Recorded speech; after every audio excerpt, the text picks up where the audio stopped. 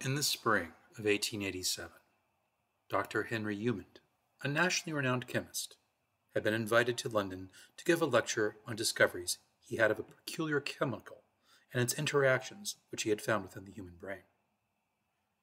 Between her chaired professors and the visiting ones, London University was already fully booked, and so the more humble Birkbeck Literary and Scientific Institution was tapped to host the event. For a fortnight now, the newspaper boys had been making an extra bob or two by hawking out flyers for the event. Surprisingly, the flyers are not littering Fetter Lane, where the Institute sits. The interest in the professor's lecture has excited not only the student body, but the armchair philosopher and the Victorian autodidact as well. Birkbeck is an excellent choice for this audience, as it has been admitting women to its classes since 1830. The good Dr. Umand has always been a witty man. His somewhat acerbic manner has made him loathed amongst academic circles, but his discoveries and ability to elucidate the principles of the body's chemistry is unmatched. So it is that as the students and audience are filing into the lecture hall, he is prepared to not only move them to wonder, but to make a few well-placed pot shots at some professional rivals. Now he is introduced by the dean of the School of Chemistry. To the riotous applause of the crowd, Dr. Umand steps out into the room and waves to the circles of chairs. The room is brightly lit by the afternoon sun. He takes a position by the lectern, and, to the desk next to him, he winds up a gramophone.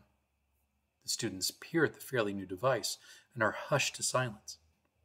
Good Dr. Umand raises his hands, and like a conductor commanding his orchestra, he prepares to play the room. My dear friends, colleagues, and those persons who have had their interest piqued by my articles, I thank you very much for coming today. It was my honor to accept the dean's invitation, and I think that Birkbeck is a far better venue for the examinations of my discovery than the halls of a certain other hall of higher learning that could not find it in their hearts to accommodate us. The crowd, particularly the students, roar in approval. When they have quieted, Dr. Umand continues. But we do have limits with which we must now take action to mitigate, for the good of mankind. You see the gramophone to my left. As you can tell, I am practically yelling. I assure you this is not because I love the sound of my own voice, though it is lovely. At this, the crowd laughs. It's a good punchline. It is for the posterity of what I shall reveal to you today, for I believe I have discovered a vital, unique process in the human brain, a chemical process that has heretofore been misunderstood or ignored. Since this hall cannot accommodate all that should have been here to hear this medical news, this veritable gospel of medicine, it falls to each and every one of you to carry it forth as your own personal great commission, and to convey it as accurately and persuasively as you can. And to that end, we shall be making gramophone cylinders of this lecture and transcribing the notes for each and every one of you. And I believe in this work and its powers to heal so greatly that you shall not have to pay a farthing for it. I shall cover the entire cost. The crowd is standing, stomping, roaring at the doctor's Christian charity. That his ego has been interwoven into his graciousness doesn't really register with them. When they have quieted again, the good doctor continues. And so what is this discovery? What is it I have to share with you? Well, what if the maladies of the mind that we suffer from are not the faults of thinking, as priests in the emerging discipline of depth psychology and psychoanalysis would tell us, but a fault of internal chemistry?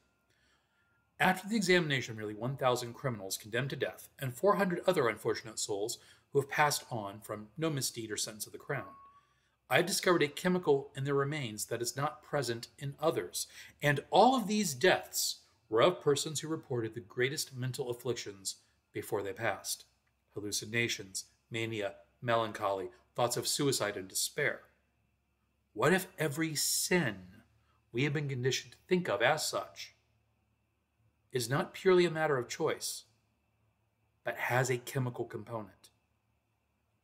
The attendees of the lecture inhaled as a single entity. Now, to be clear, I am not saying that all mental phenomena are composed of a chemical component. I suspect it, but I cannot yet prove that. But I can prove to you that all negative mental phenomenon do have a chemical component. Those of you who are skilled chemists realize what this means. That means there might be a way through chemistry to make such maladies disappear or at least be greatly mitigated in their scope. And this research is what I'm going to share with you today. The crowd applauded, roared, hooted. Dr. Human holds up his hands. He stills them. He has a momentary vision of himself as Christ, calming the stormy waves. Now, I know this has excited you, but you must keep your silence for the good of the recording.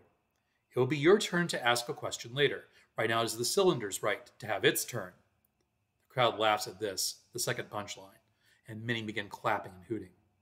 Smiling at them, Dr. Human does not quite understand what happens next. A sharp pain suddenly strikes the right side of his chest.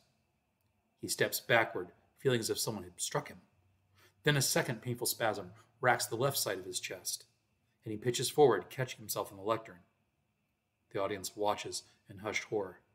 Blood is spurting from the second wound in great gouts, and the doctor knows that whatever has happened, whatever the tool used, he is dying. He looks up at the audience, and he sees a face that he now recognizes. For God's sake, it was just a joke. Then he fell to the floor, his head smashing open upon the tile.